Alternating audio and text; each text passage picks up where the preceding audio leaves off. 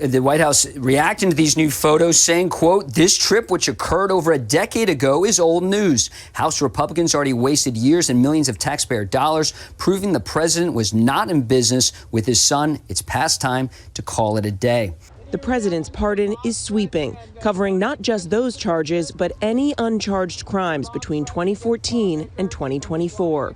During a December 2013 official trip to Beijing. Between 2014 and 2024. December 2013 official trip to Beijing. President Biden's approval rating remains around 39%. It's been underwater since that hasty withdrawal from Afghanistan. But as you mentioned, it doesn't appear to have stopped some of his aides who say Biden should not have dropped out of the race, and said the president thinks the same thing. Let's take a look at that Washington Post piece, which says, quote, "Biden and some of his aides still believe he should have stayed in the race, despite the rocky debate performance and low poll numbers that prompted Democrats to pressure him to drop out.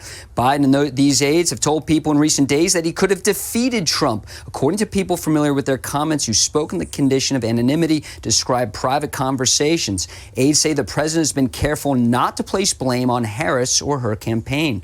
Now, what's likely that would have not helped his campaign, Biden's reelection campaign, are these newly released photos from the National Archives showing Biden shaking hands and posing with Chinese businessmen alongside Hunter and his business associates during a December 2013 official trip to Beijing when Biden was vice president.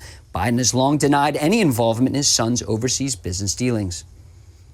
I've never discussed my business or their business, my sons or daughters. I've never spoken to my son about his overseas business dealings. I have never discussed with my son or my brother or anyone else anything having to do with their businesses, period.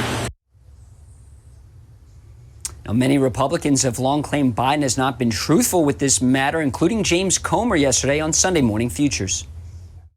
Joe Biden lied. He did, in fact, introduce his son to all these Chinese people. Joe Biden did, in fact, meet with all these Chinese people that were wiring his family millions of dollars for mysterious reasons. And we knew it, and I think the American people with common sense knew it.